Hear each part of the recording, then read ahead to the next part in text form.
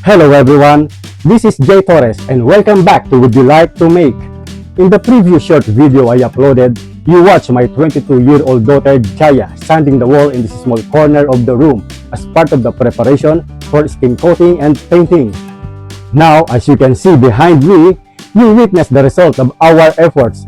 In this video, you observe the entire process that Jaia and I undertook to complete the makeover of this corner of the room. So, let's dive in and watch the video until the end.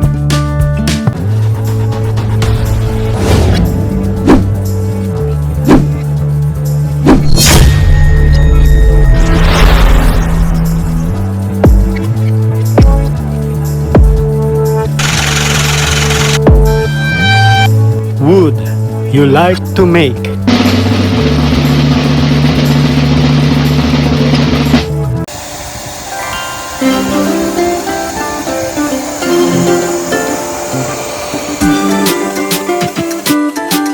This is my 22-year-old daughter Jaia. We are going to do a DIY skim coating and painting on the wall. To prepare the wall, she first sands it using the Bosch GEX 185Li random orbit sander connected to the Bosch GAS 12-25PL dust collector to ensure the sanding is safe for her respiratory system. Let me get closer as she works.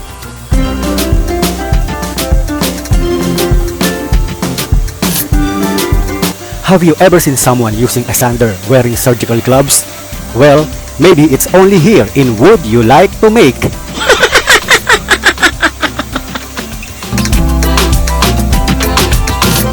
The sander itself isn't noisy, but when used in conjunction with a dust collector, the combined sounds become noisy. Therefore, Jaia should use earmuffs to ensure that her hearing is protected.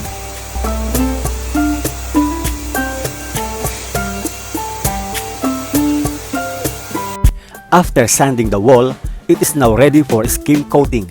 Jaia will place a moderate amount of skim coat in this plastic container for the initial application to the wall. She will then add the appropriate amount of water and mix until the desired consistency is achieved, making it easy to apply to the wall.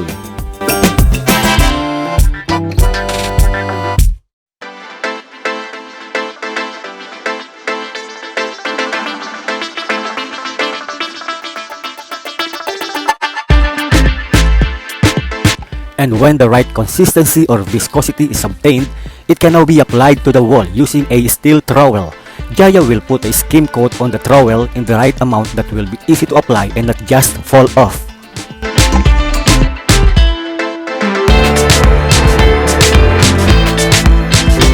She started applying a skim coat on the roughest part of this wall, and she seemed to be enjoying what she was doing.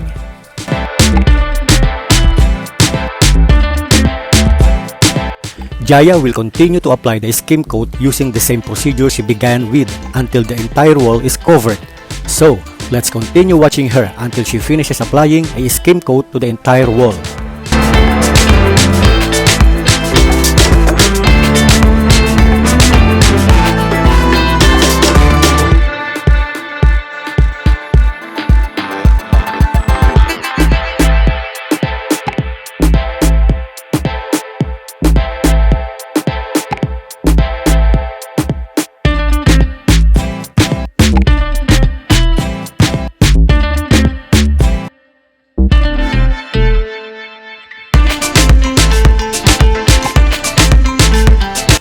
As Jaia meticulously applies each layer of skim coat to the wall, her dedication and attention to detail shine through. With each stroke of the trowel, she transforms the rough surface into a smooth canvas, preparing it for a fresh new look. Watching her work is like witnessing an artist at their craft, turning something ordinary into something extraordinary. Her patience and skill are truly inspiring, and it's a joy to see her bring out the beauty in every inch of the wall. Keep up the amazing work, Jaia!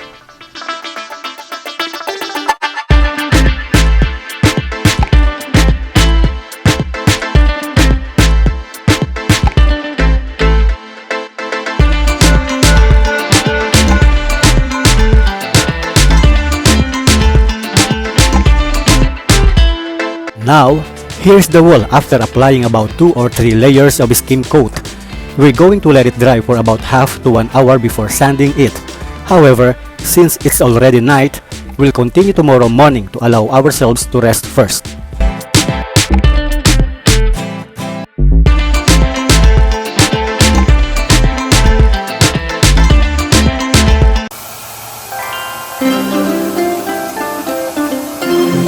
Once again this morning, Jaia has begun sanding with a Bosch cordless sander.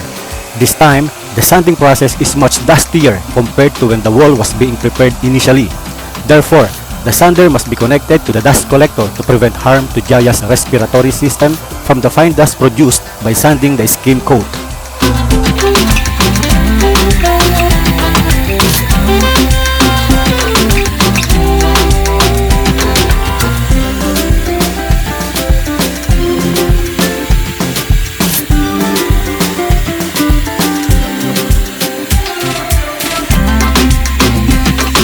Watching Jaia skillfully sanding the skim coat on the wall with precision using the Bosch GEX 185Li cordless random orbit sander seamlessly connected to the Bosch GAS 12-25PL dust collector is truly impressive.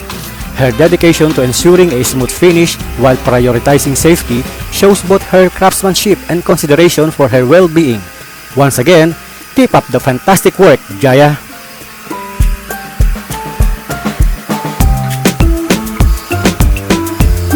After sanding, the dust clinging to the wall needed to be removed.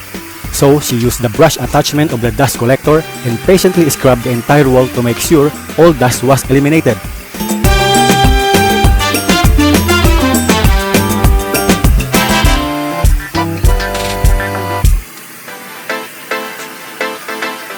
Then it is also wiped with a slightly damp rag to ensure that it is free of dust, so that the primer and paint that will be applied to this wall will adhere well.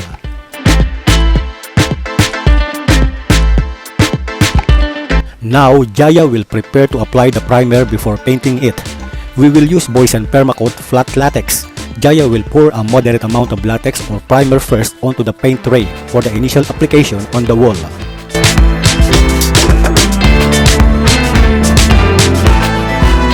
Using the paint roller, she started applying the primer in the corner of the upper part of the wall downward.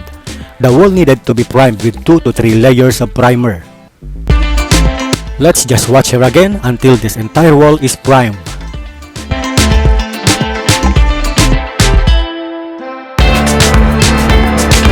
After a few coats of primer, let's take a look at this wall again. It's clean and bright, and we'll just have to let it dry for about 1 hour and it will be ready for painting. After an hour, our wall is ready to be painted. Jaia will use the Rain or Shine brand of paint, which is odorless and has a light blue color, with a color code of Forget Me Not. She will pour a moderate amount onto the paint tray for the initial application on the wall.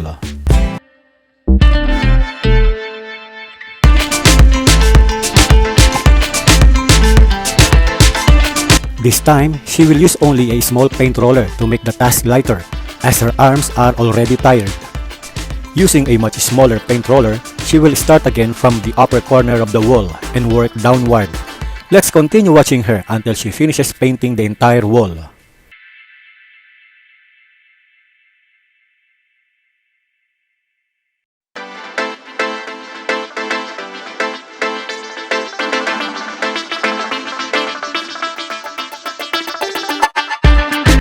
Meet Jaia, a testament to dedication and perseverance. With every stroke of her brush, she transforms mere walls into vibrant canvases of creativity. Even as her arms grow tired, her spirit remains undaunted. In this journey with Rain or Shine's odorless paint, Jaia embodies resilience, adapting with a smaller, lighter roller to carry on her artistic mission. Each layer she adds not only enhances the beauty of the wall, but also paints a picture of her unwavering passion.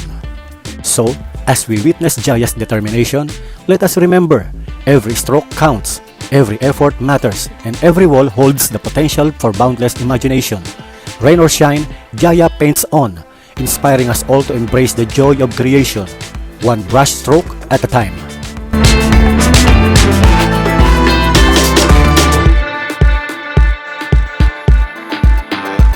Jaia's dedication to this painting project is truly admirable. Her attention to detail and perseverance are evident in every stroke of the brush. Her hard work will surely pay off. creating a beautiful space that reflects her creativity and passion. Keep going, Jaia. You're doing an amazing job.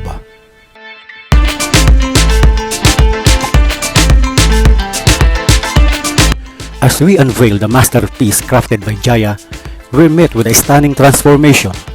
Each roller brushstroke tells a story of dedication and creativity, resulting in a wall that radiates beauty and warmth.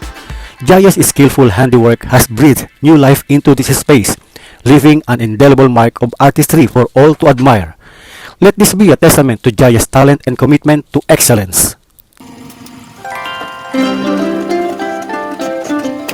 On the third day of our activity, we installed overhead and floor cabinets.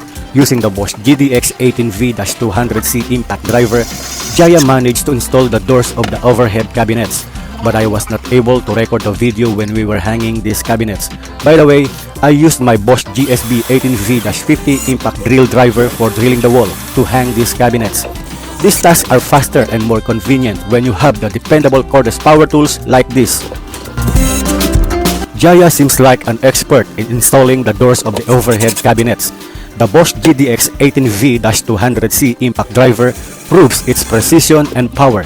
With each smooth motion, Jaia effortlessly brings functionality and style together, turning her vision into reality.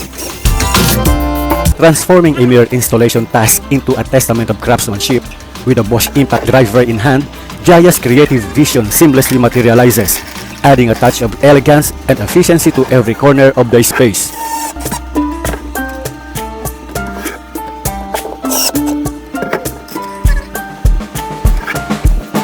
As the doors click into place, they not only fulfill their practical purpose, but also serve as a testament to Jaia's dedication to excellence and the reliability of her tools.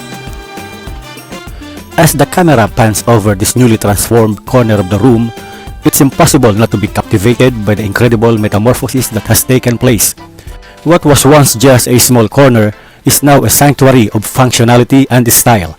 With the installation of overhead and floor cabinets, the meticulous placement of vinyl tiles, and the addition of carefully selected lighting, Jaia and I have turned this space into a haven of comfort and elegance. It's a testament to our shared vision and hard work, resulting in a corner that exudes both practicality and aesthetic charm. Here's to the beginning of countless memories to be made in this revitalized space. I hope you enjoyed this video and the makeover we accomplished in this small corner of the room. If you truly appreciated it, please consider clicking the like, share, and subscribe buttons and the notification bell. Thank you very much for watching. Until next time, take care and see you!